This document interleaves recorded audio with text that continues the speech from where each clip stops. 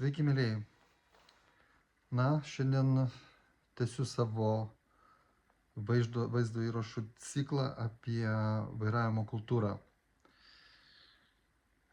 Tikrai rimta problema. Aš išvardinau daug tokių, sakysim, kultūrinių problemų, kurios vyksta Vilniuje.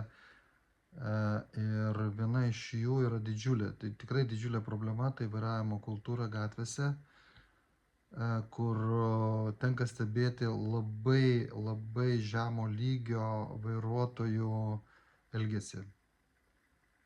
Negaliu suprasti tų priežasčių, iš tikrųjų negaliu netgi surasti kažkokių tai paaiškinimų, tokių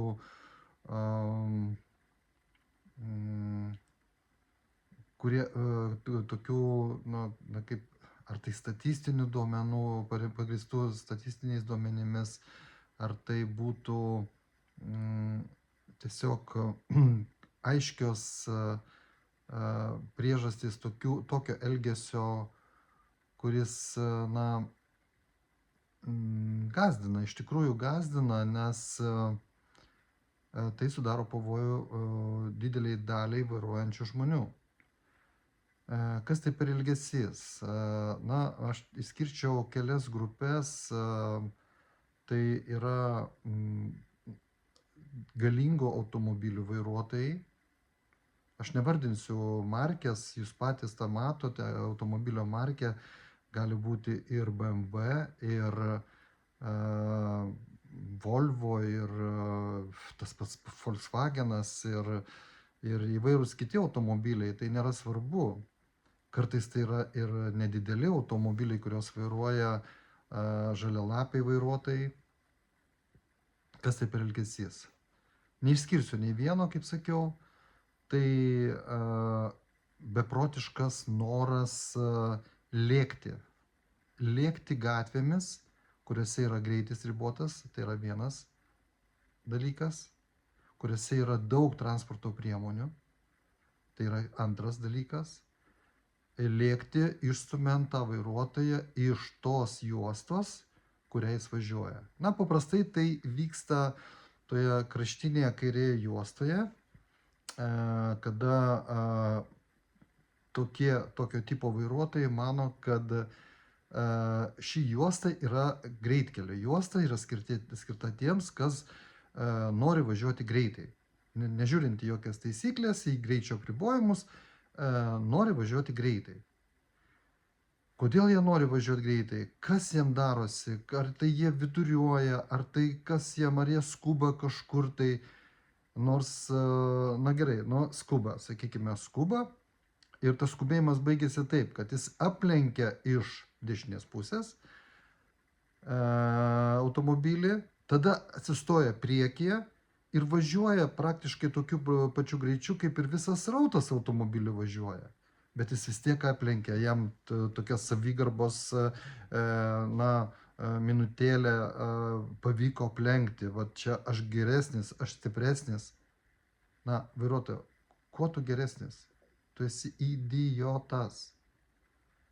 Nes visų pirma, tu važiuoji nesilaikydamas saugaus atstumo, prisispaudęs prie priekyje esančio automobilio, kuris gali staiga sustabdyti, staiga sureaguoti, kažkaip tai supykti arba išsigąsti galų gale. Ir staiga kirst ant stabdžių. Kas bus? Tai, kas dažnai ir vyksta – avarija. Ir tas, kuris nesilaiko atstumo, kaltas. Ir tavo galingas automobilis taip pat nukenčia kaip ir priekyje esantis, tik tai. Žinoma, tu kasko draudimo turi, kitas automobilis nukentėjęs, jį irgi tavo draudimas suremontuos, bet tiek tu, tiek kitas automobilis turi laiko gaišinimo sąnaudas, nervai ir visi kiti dalykai, kurie, pasekmes, streso pasekmes, kas yra? Tai yra ligos. Ir aš manau, kad pats tas idiotas, kuris sukūrė tokią situaciją, jis dar labiau nukenčia negu kad tas, į kurį įvažiavo arba kuris spaudė žmogų. Kodėl? todėl kad jisai tiesiog savo adrenaliną panaudoja neteisinga kryptimi. Tas adrenalinas kaupiasi pas jį ir, žinoma, veda prie ligų. Atsipeikėkit, jauni žmonės, vyresni žmonės, visokių yra, visokių matau. Kodėl aš matau? Todėl, kad labai daug važinėju Vilniaus gatvėmis. Prisipažinsiu, aš šiuo metu teikiu pavėžėjimo paslaugas Bolt sistemoje. Todėl, ne vieną valandą praleidžiu Vilniaus keliuose, gatvėse ir matau aš negaliu įvardinti, kiek daug tokių situacijų.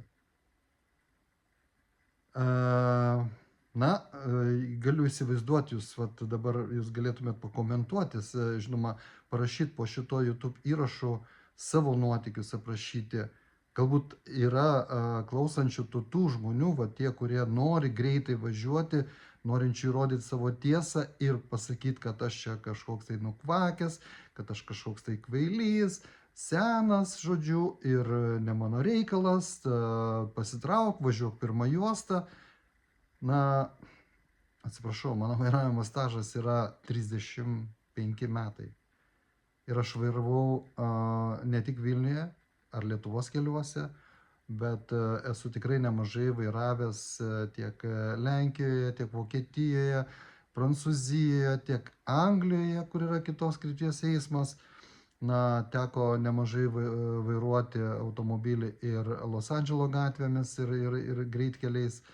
Taigi turiu iš tikrųjų didžiulę patirtį, didžiulę vairavimo vairuotojo patirtį. Ir galiu pasakyti, kad jeigu jūs galvojat, kad ta taisyklė, kurią jūs bandot parodyti, kad kraštinė kairė juosta yra greitai važiuojantiems skirta, jūs klystate. Jūs prisivažinėjote galbūt Lenkijos autostradose, Vokietijos greitkeliuose. Taip, teisingai, greitkelyje tokia taisyklė galioja. Be abejonės, kairė kraštutinė juosta yra skirta greitai važiuojantiems ir ten nėra greičio ribojimų. Kai kuriuose keliuose Lenkijoje ir tikrai nemažai kelių, labai daug kelių autostradų Vokietijoje. Tokių kelių yra ir kitose šalyse, žinoma, bet ten aiškiai suvokiame, kada mes ten patenkame, mes žinome, kad yra tokios taisyklės, kad yra kelių, kur greitis neribojamas arba ribojamas ten labai labai didelis greitis, tai Lietuva nepatenka į tas šalis. Ir tuo pačiu miestuose, tų pačių šalių miestuose tokių taisyklių nėra, jos neegzistuoja. Kodėl jūs manote, kad šią taisyklę reikia pritaikyti Vilniuje? Parašykite komentaruose, kodėl jūs manote taip.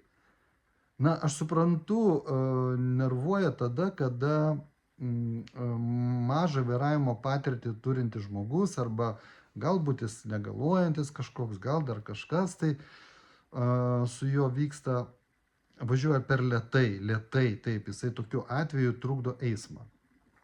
Bet palaukit, tokių yra vienetai, o idiotų, kurie važiuoja ir spaudžia kitus, yra kaip jau minėjau, labai daug. Nėra dienos, kad tokių neatsirastų.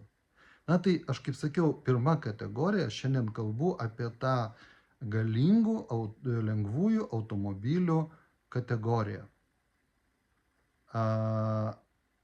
Kaip jūs manot, jūs įsigijote tos automobilius tam, kad įrodyti savo galingumą, savo asmeninį žmogaus galingumą, ar kažkokią tai jėgą, ar kažkokią tai pirmenybę kitų žmonių atžvilgių.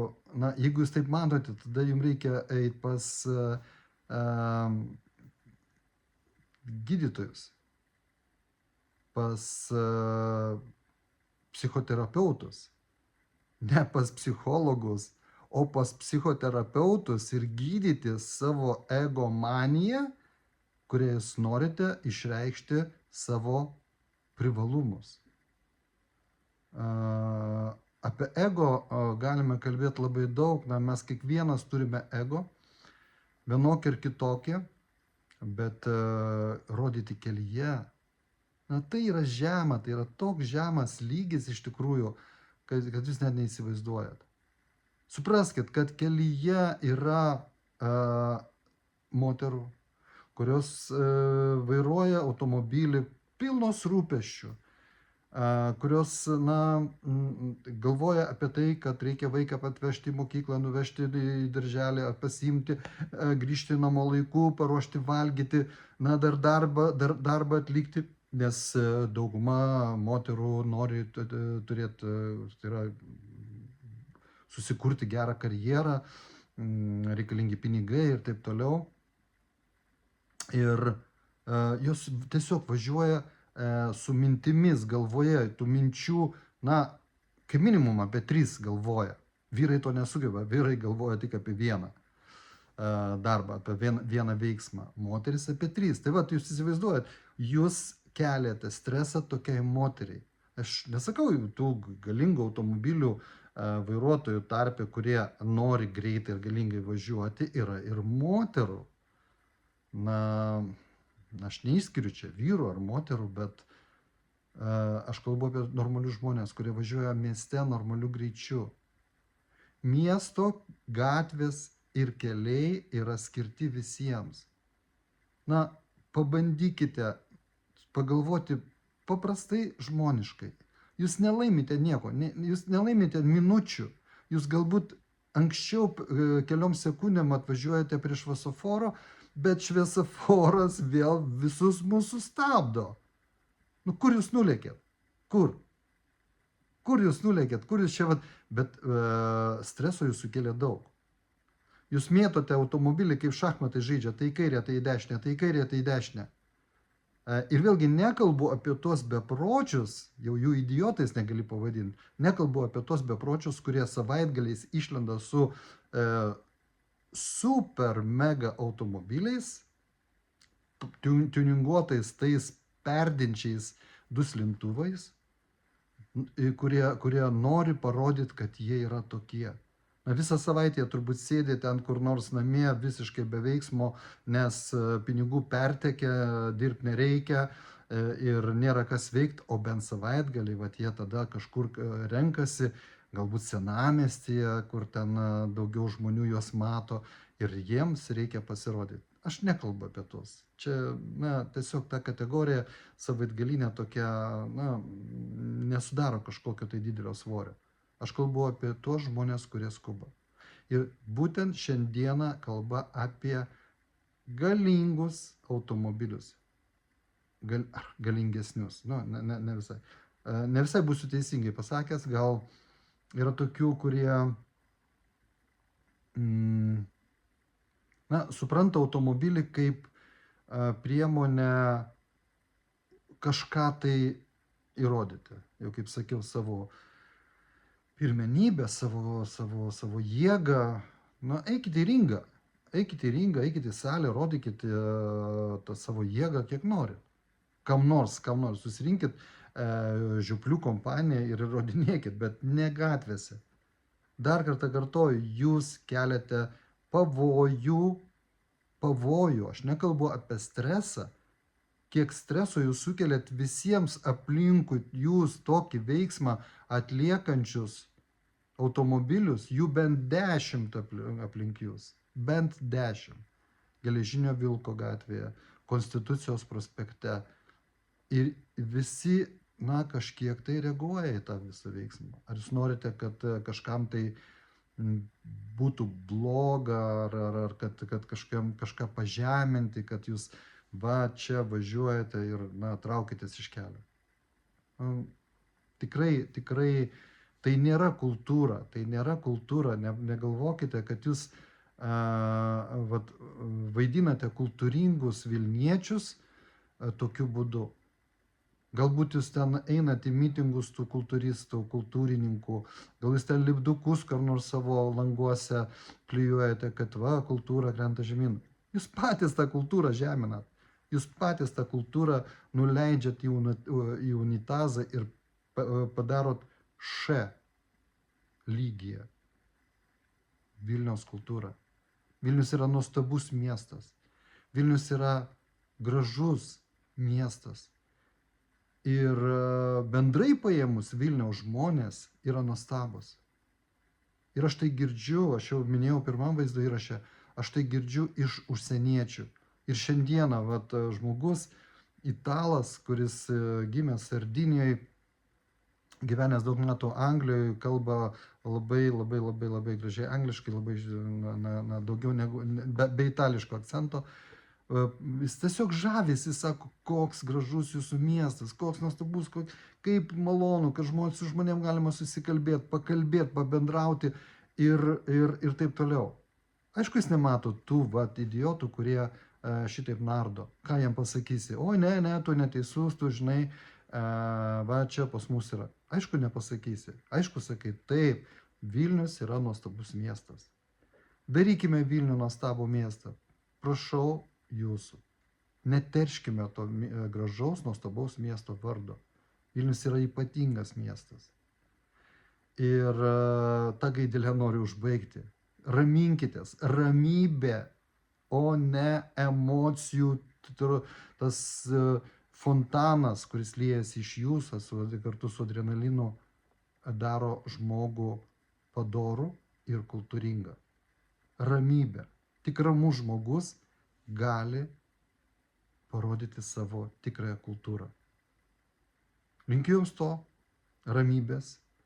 Prašau, palaikykite šitą video įrašą patiktukais ar nepatiktų, kaip norit, taip. Rašykite komentarus, labai įdomu būtų sužinoti jūsų nuomonę ir aš jums pažadu, kad toliau papasakosiu ir apie kitus eismo dalyvius. Jų yra nemažai susikaupę mano galvoje. Aš tikrai papasakosiu kitame vaizdo įraše. O šiandieną linkiu jums kuo geriausios nuotaikos, sveikatos ir ramybės. Sudie, mielieji.